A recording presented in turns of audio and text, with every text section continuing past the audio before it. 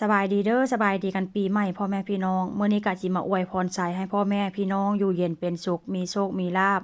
อย่าเจ็บอย่าจนอย่าไข้อย่าป่วยขอให้มีแต่สิ่งดีๆเข้ามาในปีใหม่เนาะแต่ว่าทางบ้านเฮาก็อาจจะเป็นปีใหม่แล้วแต่ว่าทางนี้ยังเด้อพี่น้องทางพี่5ก็ทุ่มกว่าหรือว่า7โมงปลายมื้อนี้เลิกงานมาแล้วก็จิมาเฮ็ดกับข้าวกับน้ำคนอื่นหยุดข้าม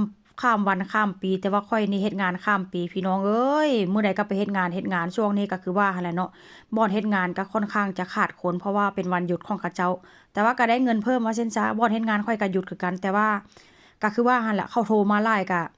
สงสารเขาเจ้าพี่น้องเขาเจ้าบ่มีคนข้อยก็เลยไปเฮ็ดงานมื้อนี้ก็ว่าจิบ่ได้ไปก็ได้ไปคือเก่าว่าซั่นซะแต่ก็บ่เป็นหยังเนาะมื้ออื่นก็ค่อยพักผ่อนเอามื้ออื่นก็ได้หยุดหมดมื้อแล้วก็หยุดฮอดวันที่7พู้นล่ะว่าซั่นซะมื้อนี้มาฮอดแล้วก็จิมาเฮ็ดกับข้าวกับน้ำเข้าครัวมื้อนี้ก็ได้ มื้อนี้ตอนเช้าค่อยก็ไปซื้อกับข้าวมาได้ปลาหมึกมาพ่อแม่พี่น้องปลาหมึกนี่ก็โลหนึ่งก็แพงช่วงนี้ก็ช่วงปีใหม่นี่นะของทุกสิ่งทุกอย่างขึ้นราคาเบิดปลาหมึกนี่หนวดปลาหมึกนี่ค่อยได้มากิโลหนึ่ง17ยูโร1ยูโรคูณเอาเด้อพี่น้อง1ยูโร35 บาทแล้วเอา35 บาทหั้นน่ะคูณให้17ว่ามันสิตกเป็นกิโลหนึ่งเท่าใดค่อยซื้อมานี่ประมาณ40กว่ายูโรพี่น้องได้มาประมาณ 47นี่แหละ47-48ว่าซั่นซะได้มานี่ประมาณ2โลกว่าเนาะก็ว่าก็มันก็ค่อนข้างจะสดเนาะแต่ว่ามันก็มีอันแช่แข็งอยู่แต่ว่ามื้อนี้ก็อยากกินแบบสดๆว่าซั่นซะแล้วก็ได้ปลามานำเนาะปลานี่ผัวไปซื้อตั้งแต่วานนี้เพราะว่าเมื่อวานนี้ค่อยไปเฮ็ดงานผัวค่อยก็ไปซื้อก่อนแล้วปลาหมึกนี่ค่อยก็ไปซื้อทีหลังปลานี่ส่วนหลายคนทางนี้เขาเจ้าจะแบบว่าอันได้ปลามาแล้วก็มาทอดใส่เกลือใส่ไข่แต่ถ้าเป็นคนบ้านเฮาเนาะจะทอดจนแบบว่าอัน ทอดกรอบๆหั่นน่ะพี่น้องแล้วหรือว่าเฮ็ดป่นเฮ็ดแจ่วหรือว่าเฮ็ดแกงแต่ว่าคนทางนี้ส่วนหลายเขาเจ้าจะทอดใส่ไข่แล้วจะทอดใส่ไข่แล้วก็ใส่แค่เกลือได้เฮ็ดแบบว่าค่อนข้างออริจินัลหน่อยหนึ่งเขาเจ้าจะบ่กินแบบว่าอันใส่เครื่องหมักอ้าวหลายเขาเจ้าจะบ่ใส่ประมาณนั้นเขาเจ้าจะใส่แค่เกลือว่าซั่นซะพ่อแม่พี่น้องแล้วก็กุ้งนี่หั้นผัวไปซื้อได้หัวแดงมาแบบนี้แต่ถ้าเมียไปซื้อนี่ได้แบบสดๆมาว่าซั่นซะ แล้วอันนี้ก็เป็นขาหมูพี่น้องขาหมูที่แบบว่าอันเป็นขาใหญ่ๆตามโรงงานหรือว่าเขาเจ้าขายตามซูเปอร์มาร์เก็ตหั่นน่ะเขาเจ้าจะแล่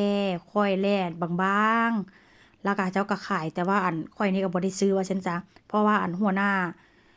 าอยู่บริษัทอันพวกข้อยเฮ็ดงานหั่นน่ะพี่น้องเขาเจ้าแจกเป็นของขวัญให้อันแบบว่าพนักงานหั่นน่ะได้ทุกปีว่าซั่นซะเนาะก็ถือว่าค่อนข้างจะแซ่บอยู่ก็ถือว่ายี่ห้อดีที่ว่าเขาเจ้าเอามาแจกหั่นน่ะว่าซั่นจ้ะก็แซ่บอยู่เนาะ แล้วก็มีพริกดองกับมะกอกดองว่าซั่นซะพี่น้องแล้วก็มีชีสนำเด้อก็หั่นเป็นแบบนี้เลยมื้อนี้ที่แบบว่ามีมากินข้าวนำนี้ก็บ่ได้มีหลายคนใดพี่น้องมีแต่ข้อยกับอันลูกกับลูกชายแล้วก็ผัวแล้วก็ลุงน้องพ่อว่าซั่นซะแล้วอันนี้เป็นตับเป็ดเด้อพี่น้อง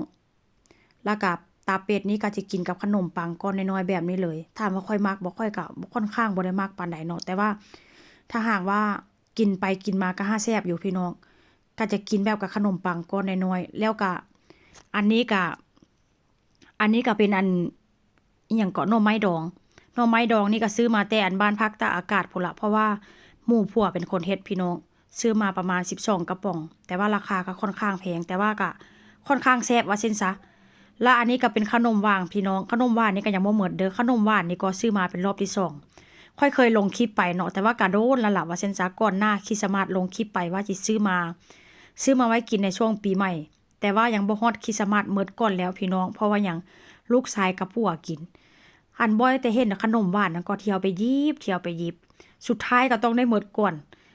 อนหน้าช่วงอันคริสต์มาสซัมว่าซั่นซะข้อยก็เลยไปซื้อมาใหม่ข้อยก็เลยบอกว่าซื้อมาแล้วห้ามกินเด้อให้มันฮอดปีใหม่ก่อนเมื่อวานนี้ไปซื้อมาแต่ว่าราคาก็บ่แพงเนาะราคาก็ได้6ยูโรกว่า7ยูโรกว่านี่แหละก็ถือว่าโอเคว่าซั่นซะพี่น้อง แต่ว่าก็ยังมีขนมช็อกโกแลตอยู่เด้อจิถ่ายให้เบิ่ง